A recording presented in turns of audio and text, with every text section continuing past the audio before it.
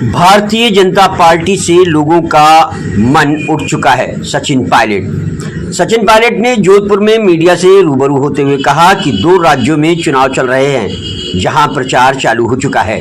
हरियाणा में और जम्मू कश्मीर में दोनों राज्यों के अंदर कांग्रेस और कांग्रेस गठबंधन भारी बहुमत के साथ सरकार बनाने जा रही है। हरियाणा में 10 साल से भाजपा की सरकार है।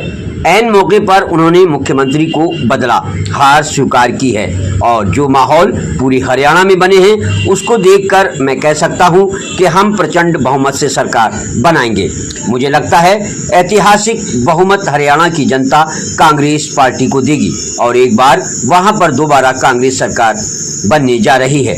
जम्मू कश्मीर के अंदर हमारे गठबंधन है और वहां बहुत सारे राजनीतिक षड्यंत्र रचे गए हैं पिछले कई साल से और मैं उम्मीद करता हूं कि 3 चरण का चुनाव होगा और जब मतगणना होगी उसके बाद वहां पर दोबारा कांग्रेस और कांग्रेस की गठबंधन की सरकार बनेगी। इंडिया गठबंधन एक राष्ट्रीय गठबंधन बना है, वह लगातार आगे बढ़ रहा है। हम लोगों ने हरियाणा में भी कम्युनिस्ट पार्टी को 1 सीट दी है।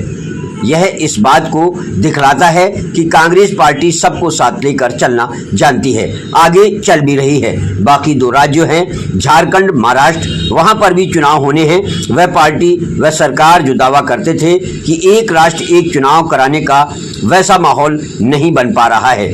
जहां निर्वाचन आयोग 4 राज्यों के चुनाव एक साथ करा सकता है। राजस्थान में अनेक उपचुनाव होने बाकी हैं। उत्तर प्रदेश में उपचुनाव होने हैं। विधानसभा के उसकी भी घोषणा अभी तक हुई नहीं है। राहुल गांधी के नेता प्रतिपक्ष बनने के बाद जिस तरह का सरकार का रवैया रहा, एजेंडा विपक्ष तय कर रहा है, हम तय कर रहे हैं। सदन और सदन के बाहर तमाम मुद्दों पर सरकार को बैकफुट पर आना पड़ा है। इसके अलावा सचिन पायलट ने पत्रकारों से रूबरू होते हुए क्या कहा, आइए जानते हैं। जोधपुर से नासिर खान की रिपोर्ट। फिलहाल में 2 राज्यों में चुनाव चल रहे हैं जहां प्रचार चालू हो चुका है, हरियाणा में और जम्मू कश्मीर में। दोनों राज्यों के अंदर कांग्रेस और कांग्रेस का गठबंधन भारी बहुमत के साथ सरकार बनाने जा रहे हैं। हरियाणा में 10 साल से भाजपा की सरकार है। ऐन मौके पर उन्होंने मुख्यमंत्री को बदला, कहीं ना कहीं उन्होंने अपनी हार को स्वीकार किया है और जो माहौल पूरे हरियाणा में बना है उसको देखकर मैं कह सकता हूं कि हम प्रचंड बहुमत, मुझे लगता है ऐतिहासिक बहुमत हरियाणा की जनता कांग्रेस पार्टी को देगी और एक बार वहां पर दोबारा कांग्रेस की सरकार बनने जा रही है। जम्मू कश्मीर के अंदर हमारा गठबंधन है और वहाँ बहुत सारे राजनीतिक षड्यंत्र रचे गए हैं पिछले कई सालों में, लेकिन वहाँ की जनता, वहाँ की आवाम भी जमहूरियत में विश्वास रखती है और मैं उम्मीद करता हूँ कि 3 चरण का चुनाव जो होगा और जब मतगणना होगी उसके बाद वहाँ पर दोबारा कांग्रेस और कांग्रेस की गठबंधन की सरकार बनेगी। इंडिया अलायंस का जो एक राष्ट्रीय गठबंधन बना है वो लगातार आगे बढ़ रहा है। हम लोगों ने हरियाणा में भी कम्युनिस्ट पार्टी को 1 सीट दी है। ये इस बात को दिखलाता है कि कांग्रेस पार्टी सबको साथ लेकर चलना जानती है और आगे चल भी रही है। बाकी 2 राज्य हैं झारखंड, महाराष्ट्र, वहाँ पर भी चुनाव होने हैं और मुझे बड़ा आश्चर्य है कि वो दल, वो पार्टी, वो सरकार जो दावा करते थे कि एक राष्ट्र एक चुनाव कराने का, वो ऐसा माहौल नहीं बना पा रहे हैं जहाँ निर्वाचन आयोग 4 राज्यों के चुनाव एक साथ करा सकता है।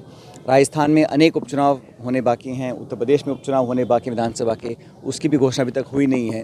तो कहीं ना कहीं कथनी करनी में फ़र्क है, लेकिन ये बात स्पष्ट है कि राहुल गांधी जी के नेता प्रतिपक्ष बनने के बाद जिस तरह का रवैया सरकार का रहा, सरकार अब बैकफुट पर है। एजेंडा विपक्ष तय कर रहा है, जवाबदेही हम तय कर रहे हैं। सदन के अंदर, सदन के बाहर तमाम मुद्दों पर सरकार को बैकफुट पर आना पड़ा। जो विधेयक लेकर आए पार्लियामेंट में उस पर उनको विड्रॉ करना पड़ा।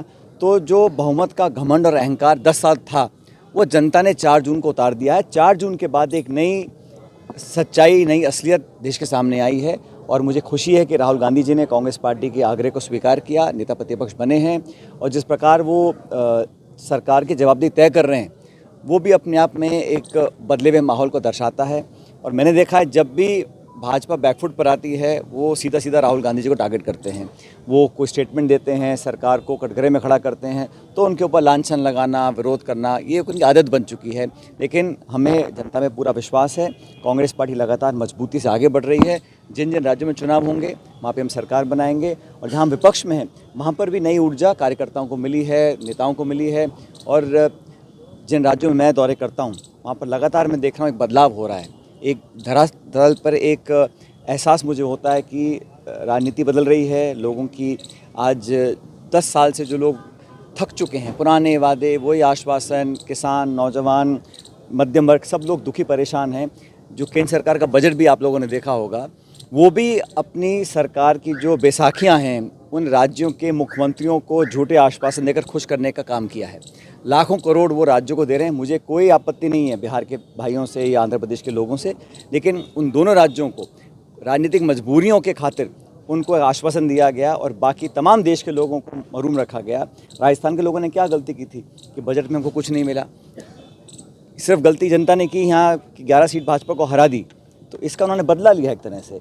तो इस प्रकार का भेदभाव और पक्षपात जब होता है तो वो एक लोकतंत्र के लिए अच्छा संकेत नहीं है। लेकिन हम लोग मजबूती से काम कर रहे हैं, संगठन लगातार काम कर रहा है और आने वाले उपचुनावों के अंदर सभी सीटों पर कांग्रेस पार्टी जीतने वाली है। राजस्थान में लॉ एंड ऑर्डर की स्थिति खराब है, उसको लेकर कांग्रेस पर आज हम खड़े हैं जोधपुर के अंदर, लगातार यहाँ पर जो दुष्कर्म हो रहे हैं, लॉ एंड ऑर्डर एक तरह से बिखर चुका है और राज्य सरकार की जिम्मेदारी बनती है। अब आज भी मैं देखता हूँ केंद्र सरकार तो मनमोहन सिंह जी को कोसती है कि 10 साल पहले यूपीए सरकार ने ये किया वो किया, लेकिन आपके हाथ में लॉ एंड ऑर्डर है और ऐसा कोई जिला नहीं है जहाँ पर डकैती, बलात्कार, दुष्कर्म, तमाम तरह के एंटी सोशल एलिमेंट्स अपने पैर पसार रहे हैं और सरकार नाकाम है। सरकार में मल्टीपल पावर सेंटर बन चुके हैं। किसी को मालूम नहीं कि कोई मंत्री कैबिनेट में है कि नहीं है। संगठन कुछ बोलता है, सरकार कुछ बोलती है, सरकार में 3 लोग अलग बातें बोलते हैं। तो ये जो बिखराव है बहुत जल्दी हो गया। आमतौर पर 3-4 साल के बाद एक खिंचाव होता है सरकारों के अंदर, लेकिन यहाँ मैं देख रहा हूँ कि बहुत शुरुआत में ही अलग अलग सत्ता के केंद्र बन गए हैं। उसका नुकसान लोगों को होता है।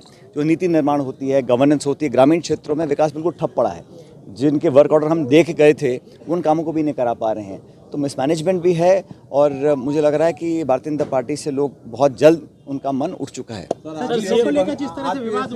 आरपीएससी को भंग करने के लिए आपने कहा था, किरोड़ी मीणा जी भी कह रहे हैं, आप भी कह रहे हो। ये जो लोग बातें करते हैं, कानून की जो बहाने देकर बात करते हैं, पुनर्गठन करने में किसी को क्या आपत्ति है? जब संस्था इतनी खोखली हो चुकी है, उसकी विश्वसनीयता पर इतने सवाल उठ चुके हैं, लोग जेलों में जा रहे हैं, रिश्वत लेते हुए पकड़े जा रहे हैं, तो जब आम व्यक्ति की विश्वास उस संस्था में नहीं है तो संस्था से आप क्या उम्मीद करेंगे?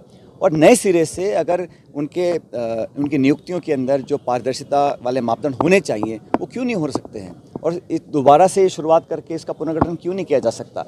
अगर अच्छा शक्ति है, कोई करना चाहे तो कर सकता है, और नहीं करना है तो आप बहाने 100 दे सकते हैं। कानूनी अड़चन है, संवैधानिक अड़चन है, फलाना है, ढिमकाना है, लेकिन कोई करना चाहे, क्योंकि नौजवानों के भविष्य से खिलवाड़ करने का अधिकार किसी को नहीं है, किसी दल को, किसी पार्टी को, किसी नेता को। और जो नियुक्ति के मापदंड होते हैं उसको स्पष्ट किया जाना चाहिए और ऐसे बनाए जाएं ताकि भविष्य में इस प्रकार की संभावना खत्म हो जाए। तो आरपीएससी की विश्वसनीयता खत्म हो चुकी है, उसको जीवित करना बहुत ज़रूरी है, क्योंकि नौजवानों का भविष्य जो है उस पर टिका हुआ है। और रोज़गार के मुद्दे पर भाजपा बैकफुट पर ही है। और रोज़गार आप घोषणा कर रहे हैं कि हमने 4 लाख नौकरियों का संकल्प लिया है। संकल्प क्या होता है, घोषणा क्या होती हैं? आप जो हम लोग नौकरियाँ दे करते हैं उनके पत्र जारी कर दीजिए। तो इस प्रकार नौजवानों को भी लगता है भाजपा के जो चालें हैं वो समझ में आ रही हैं। भजनलाल शर्मा विदेश यात्रा पर है, कांग्रेस सवाल भी खड़े कर रही है कि कोर्ट की तरफ से एक था कि विदेश जाएं तो आप पूछ के जाएं या कोर्ट को बता के जाएं। ये कानूनी मामला है, इसमें और कोई देखा, लेकिन मैं तो इतना जानता हूँ कि जो प्रदेश है वो प्राथमिकता होनी चाहिए और यहाँ का जो निर्वाचित सरकार, कोई भी सरकार हो, वो जनता के वोट से चुनकर आती है। अगर शिक्षा, चिकित्सा, कानून व्यवस्था, गवर्नेंस, डेवलपमेंट, विकास ग्रामीण क्षेत्र में, शहरी क्षेत्र में नहीं हो रहा है, लोग परेशान। इस बार गर्मी में क्या हाल हुआ? पानी, बिजली की इतनी किल्लत पहले कभी नहीं देखी और गर्मी हर साल पड़ती है। तो प्रबंधन की इच्छा शक्ति की, ब्यूरोक्रेसी के ऊपर अपना प्रभाव रखने की कमी सरकार में मुझे साफ दिखाई दे रही है। जिस तरह से बयान है जिलों को लेकर एक अंतर्विरोध बीजेपी में पैदा हुआ, आप किस तरह से देखते हैं? मैंने पहले ही कहा ना, वो अलग अलग बातें अलग अलग लोग बोल रहे हैं, किसी को सच हकीकत पता ही नहीं है। कभी कोई नेता क्या बोलता है, कभी पलट जाते हैं, फिर विड्रॉ कर लेते हैं। तो असमंजस बना हुआ है पूरे सरकार। बंगाल में जो हालात हो रहे हैं, ममता सरकार को दबाने का प्रयास किया, क्या ये लोकतंत्र कहते हैं? देखिए, ऐसा है, किसी भी दुष्कर्म को हम सबको कठोर शब्दों में उसकी निंदा करनी पड़ेगी और करते हैं हम लोग। किसी सरकार हो, कोई शासन प्रशासन हो, लेकिन बच्चियों के साथ बलात्कार हो रहा है और जिस बर्बरता से किया गया उसको कौन सही मान सकता है। मैं तो कहता हूँ उस पर उचित कार्रवाई होनी चाहिए। सुप्रीम कोर्ट ने उस पर संज्ञान लिया है, सीबीआई जांच कर रही है, राज्य सरकार भी कर रही है, मिलकर उसका समाधान हो, ताकि भविष्य में इस प्रकार की घटनाएं अगर होती रहेंगी तो सभ्य समाज के लिए बहुत ही खतरे की घंटी है और ऐसा होना नहीं चाहिए। किसी भी देश प्रदेश में कहीं पर भी नहीं होना चाहिए। सर, ऑडियो टेपिंग मामले में राज्य सरकार ने सुप्रीम कोर्ट में अर्जी देते हुए केस वापस लिया है सर, जांच को लेकर क्या कुछ कहेंगे सर, आपका क्या? तो सरकार बताए कि उन्होंने क्यों किया, किस लिए किया है। सचिन पायलट